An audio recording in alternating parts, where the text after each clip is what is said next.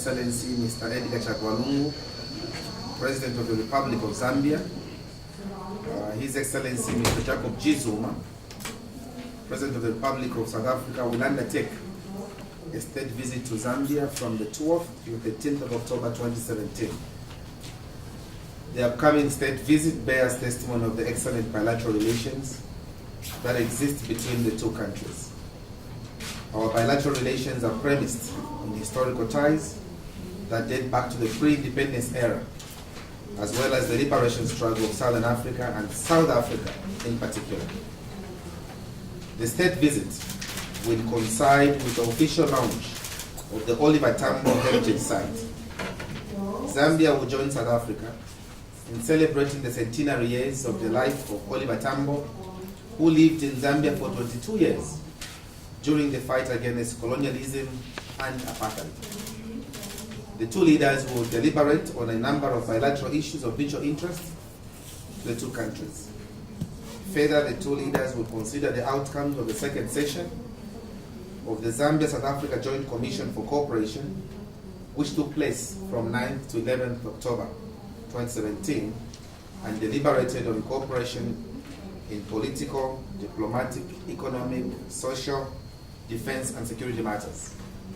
As you may be aware, Zambia and South Africa are both members of the SADC Double Troika in their capacities as incoming chair of SADC organ on politics, defense, and security, and chairperson of SADC respectively.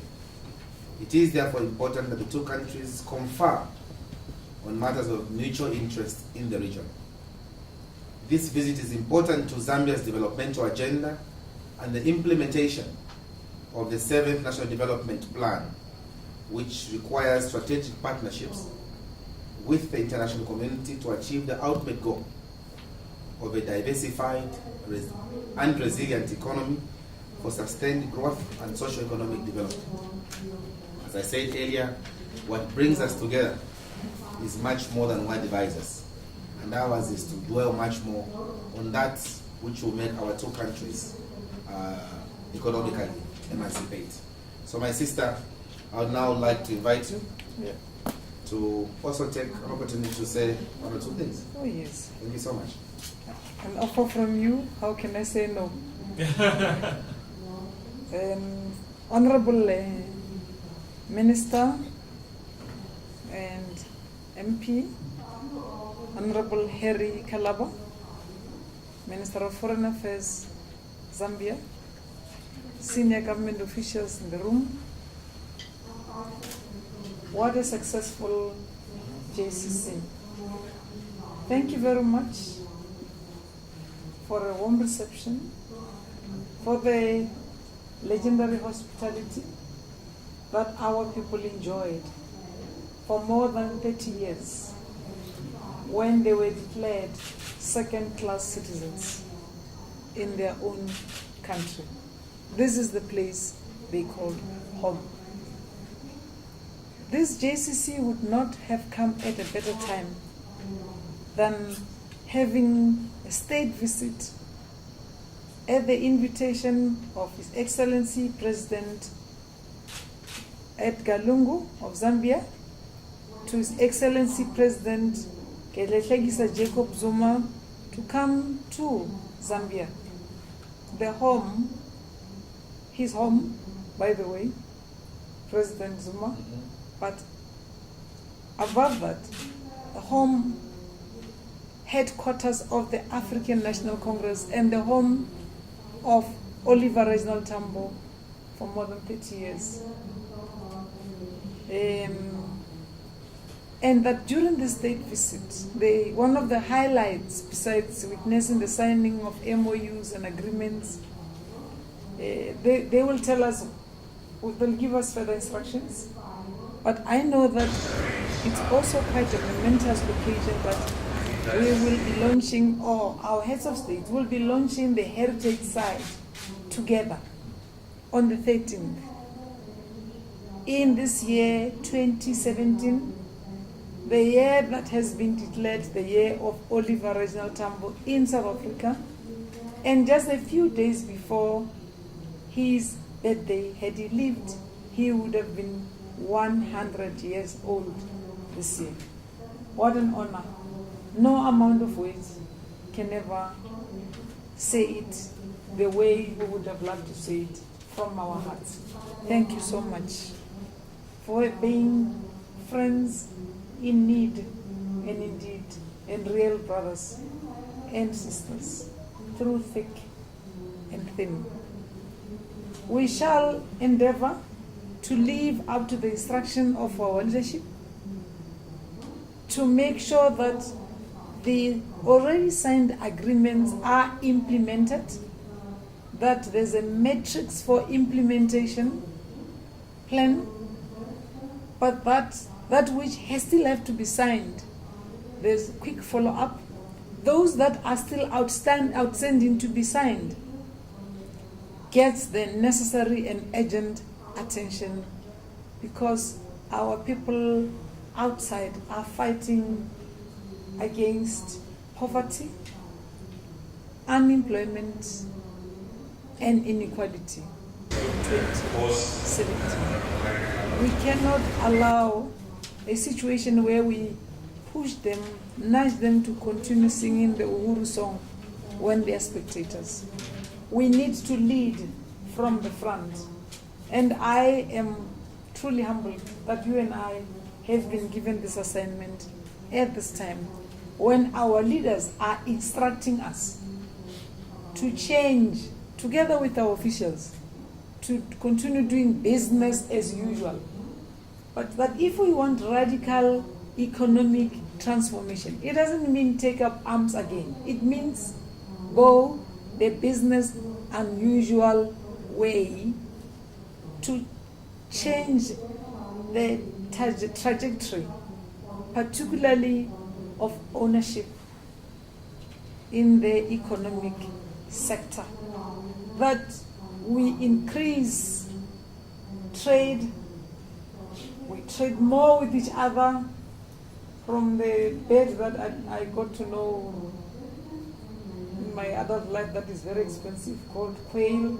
Yeah. Here you're very good Yeah. in production of that. Yes. To the others, but also make sure that the liberation route through our tourism is a signed agreement tomorrow, and the Department of Arts and Culture, the liberation route also becomes a contributor to the economic dream that we have.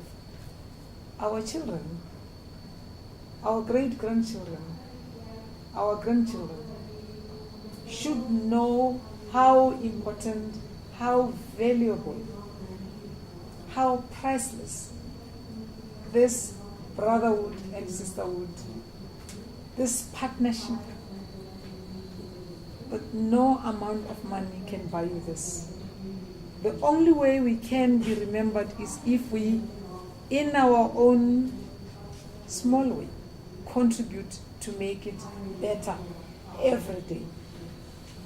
And make sure that we leave no stone unturned. Indeed, we go the business unusual route. I thank you very much once again, dear brother Harry. Thank you. For this hospitality. Thank you. Welcome. Thank you. Thank you very much. Thank you so much. Are there any questions to the ministers? Yes, we'll take.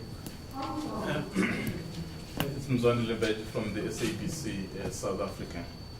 I would like to ask my question particularly to both ministers.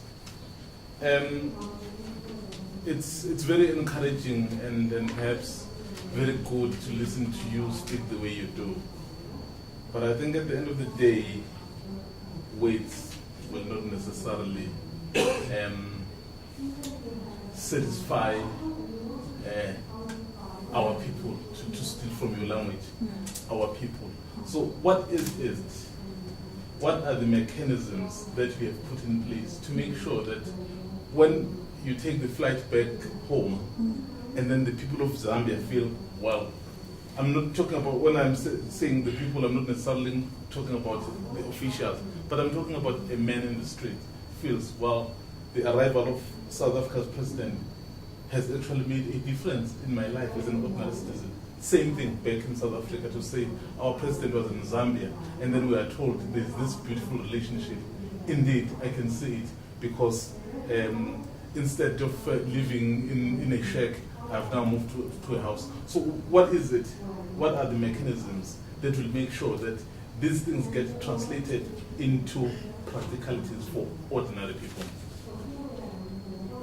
Well, Mzondile, we had already said that tomorrow we will witness the signing, the 22nd or 23rd agreement or MOU on tourism promotion between our two people who are basically one. But for them to regularly visit each other more than they did before. Because, you know, if you were together in a liberation struggle, then comes a period of lull because you think you're free. But now we need economic freedom. So we believe tourism promotion is one way of opening up these pathways we're talking about. And I had linked this tourism MOU with the liberation route that is being launched by our arts and culture between the two countries. So this is a people-to-people relations that will be enhanced. We got reports from our officials. We will share the outcomes with your good selves. That trade figures are encouraging, but there are already also plans of identified projects, which some of them would need cooperation with agriculture. I made an example jokingly earlier on of the quail. You know quail? Have you eaten that before? Very nice bird. It's very available here. We can't afford it in South Africa. But here, try it. So enhancement of trade exchanges would help grow our two economies. There's a lot of investment flows from South Africa into Zambia. But what we use this opportunity to do, which we'll do when we have a business session tomorrow with business, is to make sure that Zambians also feel they are benefiting from this investment drive that's coming into Zambia. Lastly, in our lifetime, on the centenary of Oliver Tambo, we are gathered here, all thanks to our leaders, to jointly open the heritage site, which is a place O.R. Tambo used to call home, in October, the month he was born. This is not for us. It is for the people of Okiruleni, who had signed an MOU with the city of Lusaka a long time ago. It's for the people of Ekandolo, whose municipality had signed an MOU long time ago with Lusaka, before we became ministers. So this is a continuation of people-to-people interaction where they'll discover each other's strength in trade in this or that. So through the joint communique, we've also come up to, let's also encourage small, medium enterprises to thrive. And I cautioned that I hope that it's not meant for women only. And women get trapped into that and they never emerge out of that. Because we live in Africa, so we got an undertaking here that between Zambia and South Africa we will not have that. So this is what we think we should take home, the assurance of this partnership, not only to keep Zambia and South Africa safe, secure, fully developmental as we move on, but also the entire region of SADC with the leadership roles that has been bestowed on us by the SADC leadership. the continent as we build the Africa we want in a youthful continent, and enhancing the spirit of multilateralism globally as we move on. Our leaders have undertaken to exchange views regularly, because one of the matters we are considering is signing of regular diplomatic consultation. I've seen it in action in New York. I found that 3 presidents talking to each other. So I just idled around so that I helped my brother in taking notes, because they didn't invite us. They were just on their own and talking. It was His Excellency President Lungu, His Excellency President Zuma, and His Excellency President Gengo. So this is the kind of leadership we expect of SADC leaders, but then taking this to the broader SADC and also to our continent and to the world.